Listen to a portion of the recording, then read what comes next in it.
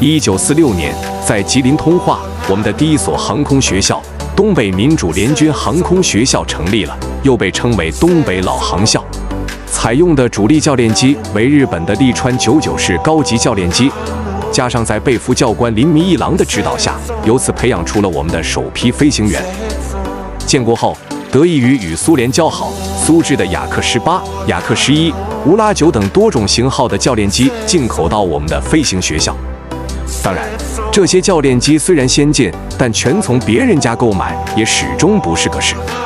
1951年4月，随着关于航空工业建设的决定的颁布，航空工业开始步入发展，首架飞机的制造任务便落到了国营320厂的身上。1954年7月3日，仅花费不到100天，我们的第一架飞机出教5在洪都首飞成功。它以雅克18为蓝本，是一架气冷活塞式螺旋桨飞机。该机的出现一定地缓解了我们培养飞行员的需要。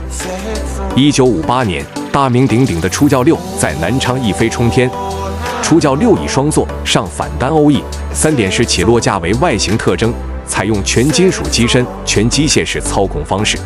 初教6的操作相当简单，还能应对学员的不良操作，即使发生尾旋，也能给您扳正；即便发生动力消失的情况，也能凭着2片机翼滑翔至陆地。它以皮实耐造、简便操作的特点，使用了10几年，培养了一代代的飞行员，赢得了学员的一致好评，同时大量外销到美国、阿尔巴尼亚、朝鲜、孟加拉等国家，成为一代名机。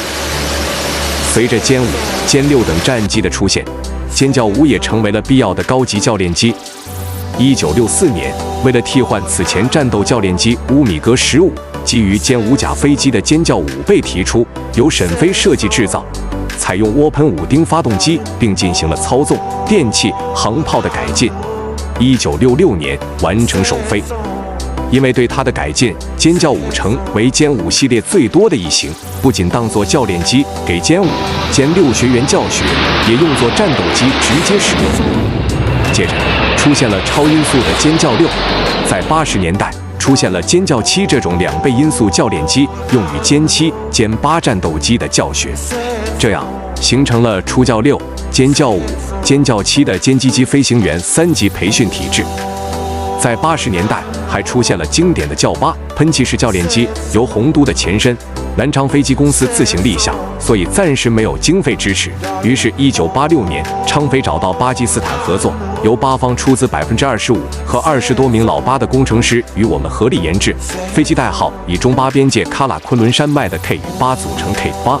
还打算使用老美的零配件，尤其是发动机。不过由于众所周知的原因，后续我们也使用起了国产零件替代。1992年 K8 教练机首飞，这架飞机以下单翼、2侧进气、串列座舱和3点起落架布局设计，其身姿轻盈，还有武器挂载点，可以当作轻型战机使用，性能可以比肩同类教练机，成为我们的首型中外合资、外销为主的教练机，也是驾驶最舒服的飞机，还出口到埃及等国家，成为又一经典机型。随着空军的不断发展，世纪之初，我们的第3代战斗机初长成，并不断发展成熟，这也就需要一款适合的3代战机教练机。在教练10诞生之前，我们以教练9作为过渡，它研制周期较短，造价便宜，能对2、3代战机进行教学，成为教练10到来之前的过渡型号。之后的 L-15教练机，它是我们首款以西方标准的高级教练机，以3代机为标准，采用边条翼、一身融合布局、2侧进气、3轴4鱼度数字电传操控和综合航电系统，机动强，操控灵活，可满足3代机训练要求。至此，形成了初教6、K8、教练9、教练10的空军3机3级教练体系。未来，如果大规模装备新型它20初级教练机，那么它将担任多用途高级教练机角色，减少使用初教6、K8 等教练机，形成我们飞行教学训练的新变化。